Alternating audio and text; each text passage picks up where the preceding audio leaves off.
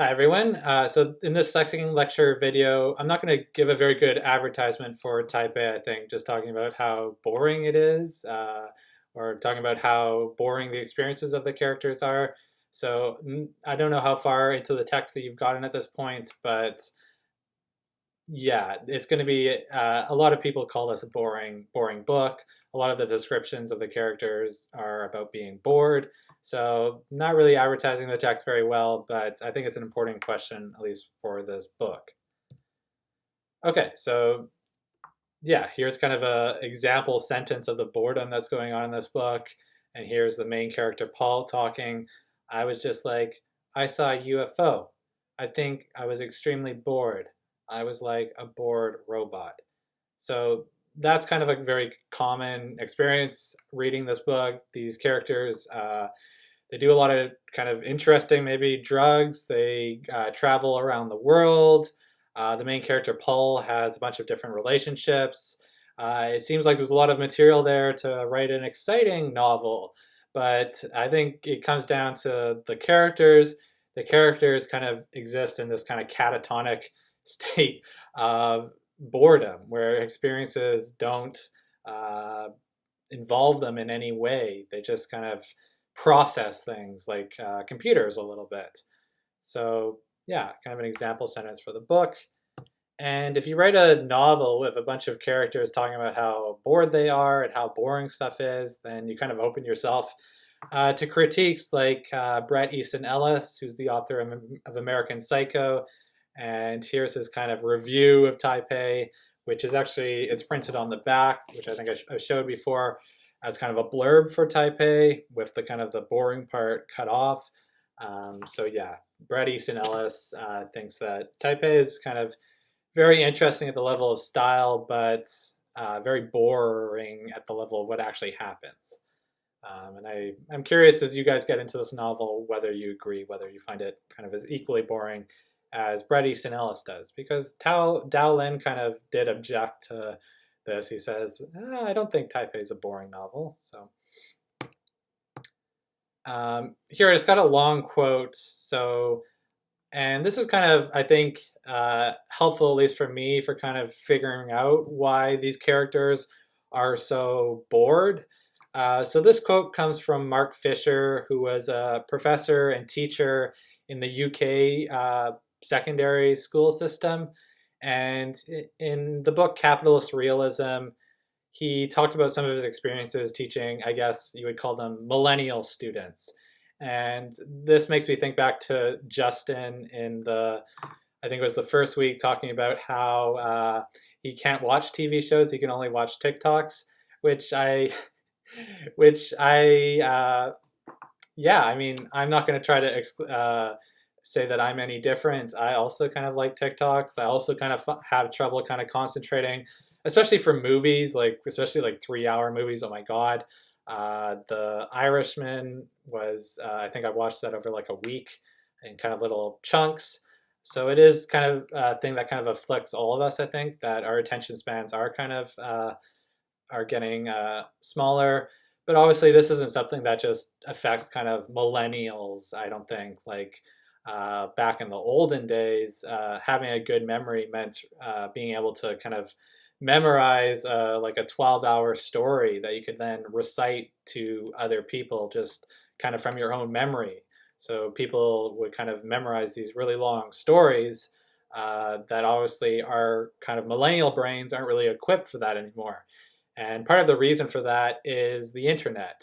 And again, this isn't really something new. I mean, Plato kind of criticized the act of writing itself, any kind of writing, because it kind of took away from human memory. He thought it was kind of artificial writing, whereas now we're kind of at the level of the internet, where people kind of say the same thing, how much it's weakening our memory. If we want to kind of remember something, as the characters in Taipei frequently do, they kind of turn to the internet. And I think a lot of us do that as well. If we're trying to remember a period in our life, maybe a road trip we took, we go on to Facebook, maybe we have a Facebook photo album, or maybe we have photo albums from high school, and so we can kind of look at those, we get a feeling of nostalgia.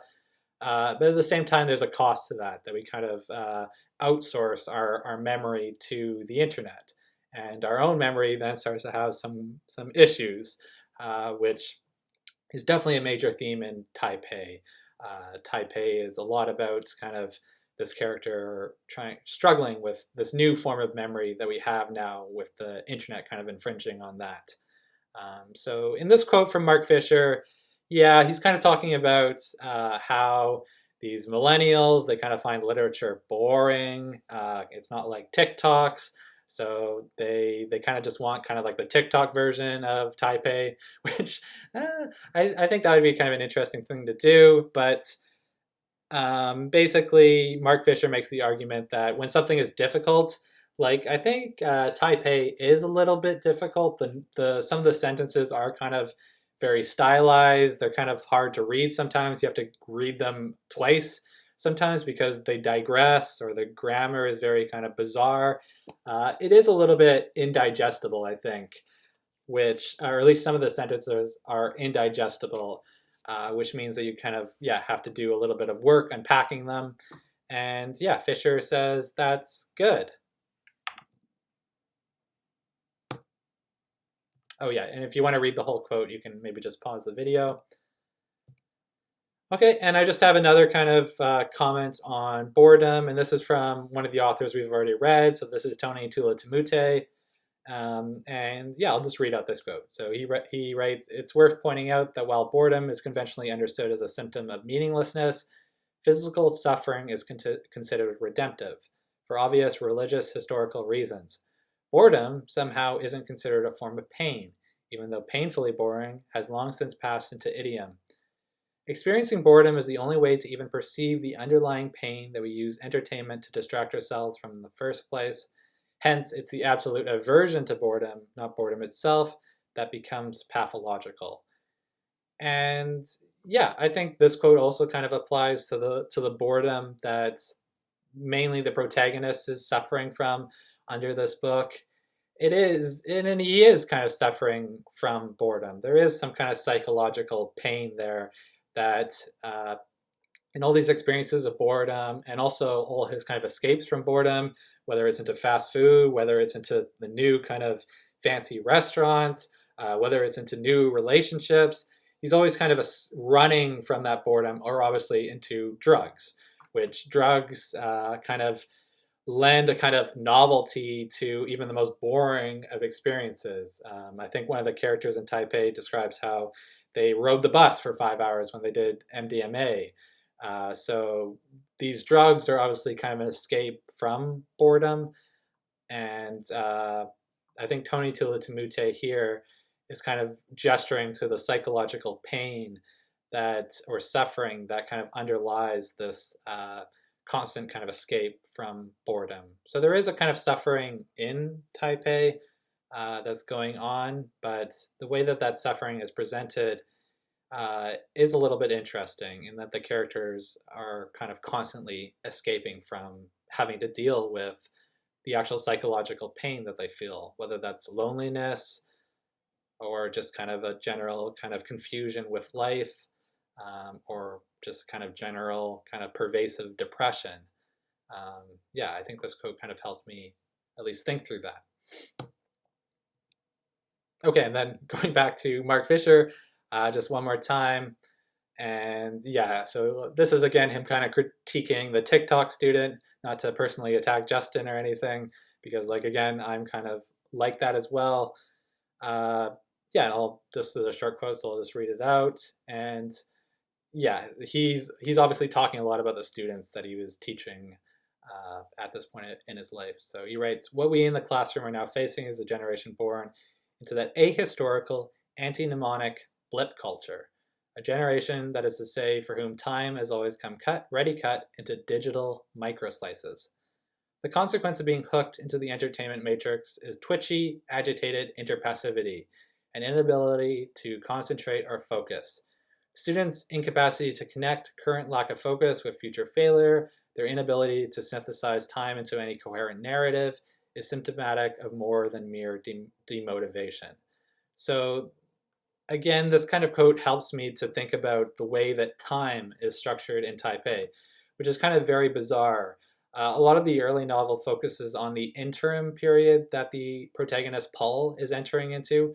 What exactly an interim period means is open for question. Is basically kind of the pause button, I think, putting a pause button on his life. And I think a lot of us, when we're watching movies or TV shows, uh, rather than when we used to watch movies in a movie theater, when we're watching movies on our or TV shows on our computer, we can press the pause button. So if we want to get a snack, we can press the pause button. If we want to watch a TikTok, we can press the pause button. We can't press the pause button in a movie theater, though. So there is kind of a technological shift that's going on here, and I think that that interim period is kind of just pressing pause on one's life, which Paul kind of wants to do for a very kind of long period of time.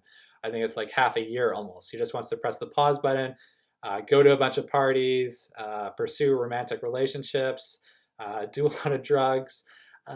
These things that they aren't really contributing to any kind of life narrative.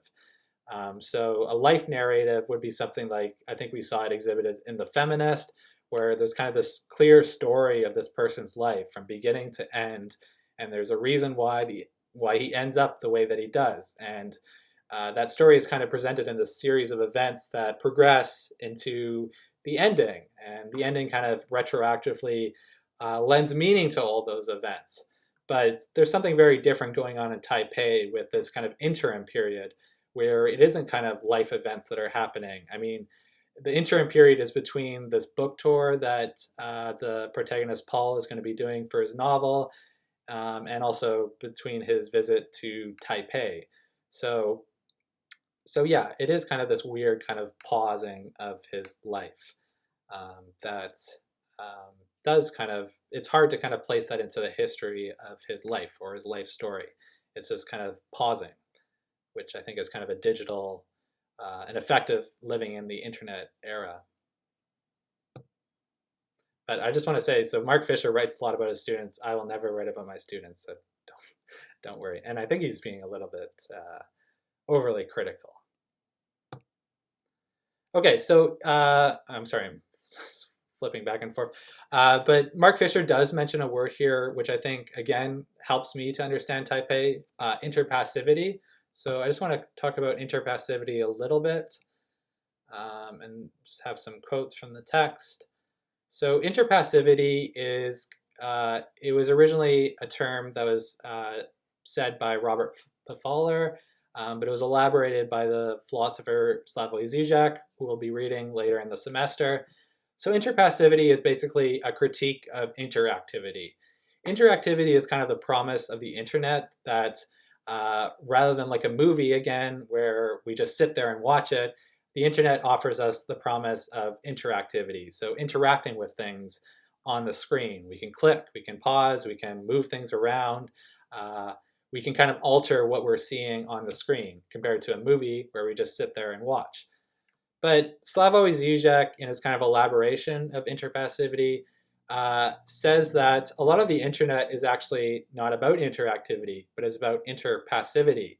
And that shift from activity to passivity, I think it's best to think that through with some examples. So the one example that Slavoj Žižek uses quite a bit is when you're watching like a TV sitcom like Seinfeld, there's a laugh track.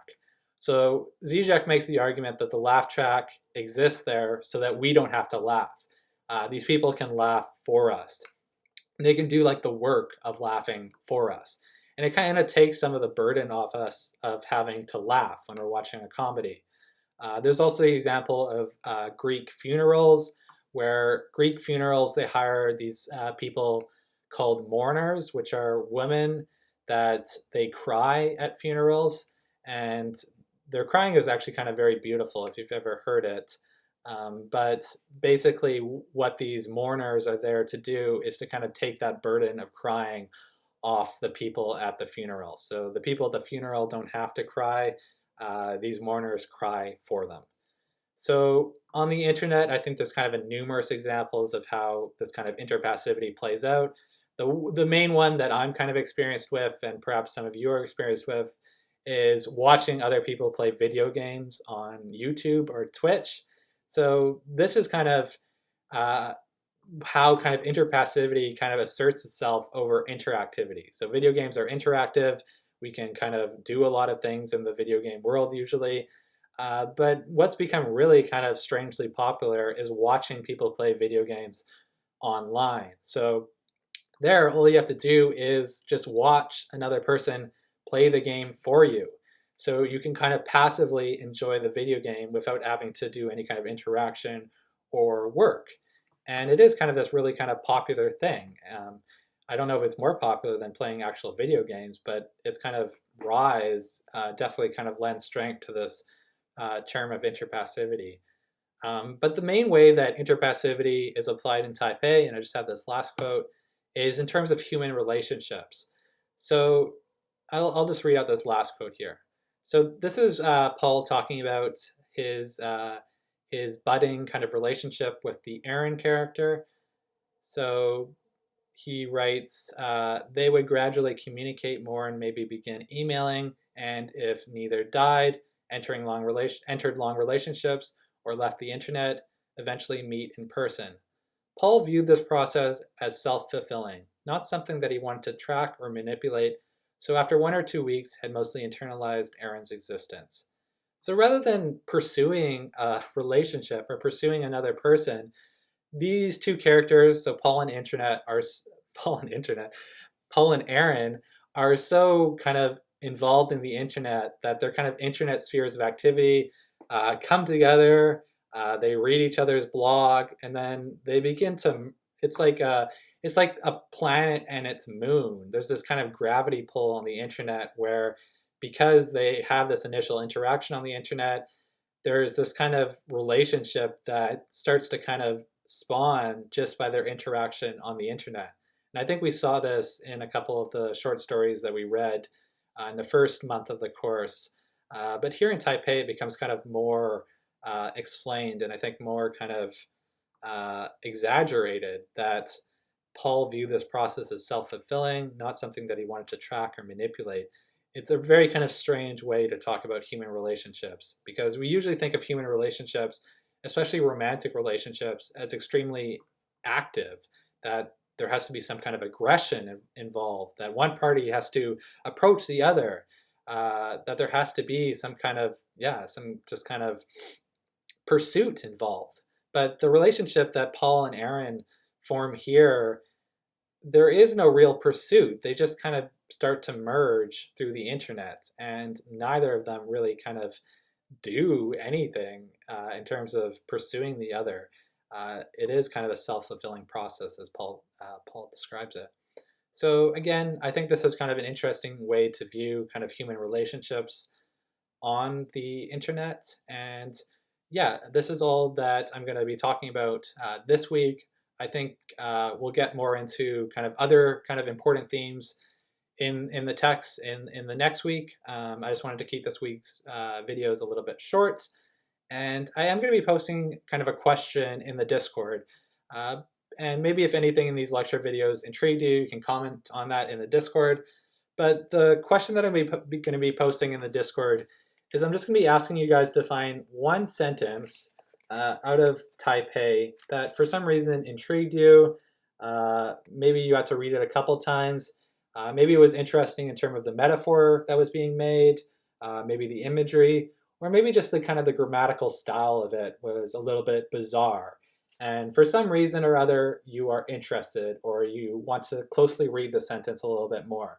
So in the Discord, I'm just asking you guys to post one sentence from this text, no matter how far you've gotten into it at this point, and then just do kind of a very simple kind of explanation of why it intrigued you, why you saw some kind of meaning in it, or just to do, some simple close reading of it in terms of the way that the sentence is constructed.